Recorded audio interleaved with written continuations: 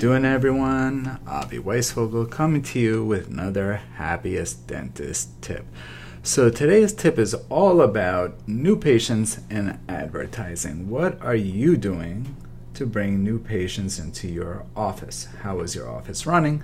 What's your office overhead? How do you stand to compete and run your business in the next year? 2019 is about to come up. What are you doing to make yourself stand out? So the tips that we give dentists every single day is A, figure out a way to get new patients, but more importantly, figure out a way to get more of the new patients that you want. So as you guys obviously know, I work in the world of sleep apnea, and sleep apnea patients galore is what we do, but that's not all we do.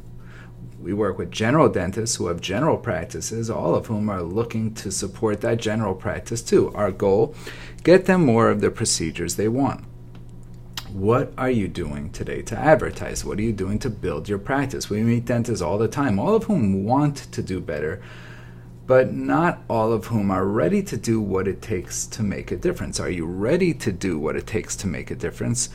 And on that line, are you ready to spend before the money comes in? So this is what we hear all the time. Well, I would advertise if only we had the revenue to do so.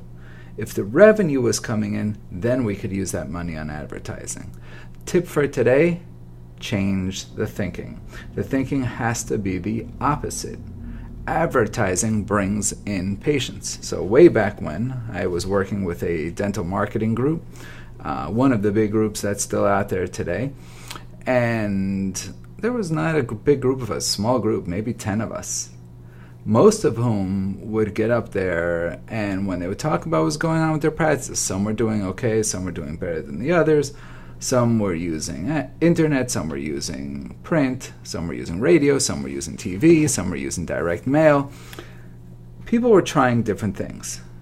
But there was this fear zone of, well, I can't really justify spending that kind of money. I decided over a 3-month period to advertise galore. I was going to go for it. And I ramped up my budget from really small to 6 times that amount. And it was not affordable for me in any way. But I said, you know what? If I want new patients, I have to be willing to advertise for new patients. If I want to see more implant patients, how am I going to get them in the door? Certainly doesn't work just by thinking about it. I have X amount of patients in my practice currently. I've already been pitching them. What I need is new patients coming in specifically for the procedures I wanted to do. And I decided to take out a line of credit. It was not money that I had, money that I took out specifically for 3 months worth of advertising. We tracked every single piece. Now, here's the key. You can't just put out an ad and expect the ad to work. There's a series and there's a process that goes into it. The ad has to be something that speaks to the patient.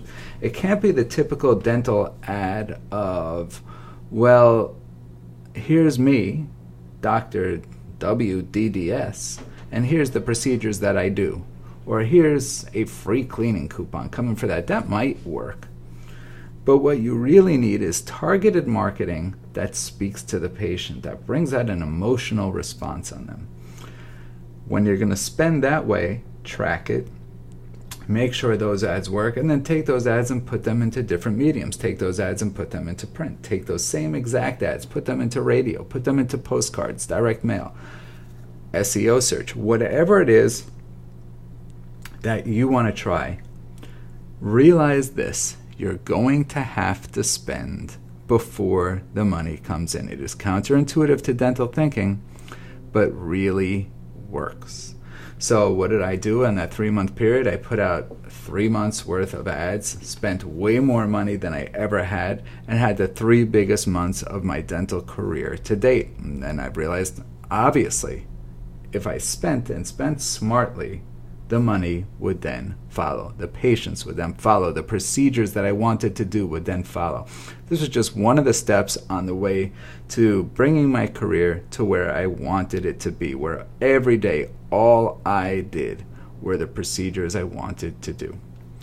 if you are not in that position, start thinking about things differently, guys. You got to be able to spend in order to make in this business. They don't teach you that one in dental school, but I guess that's what these tips are all about.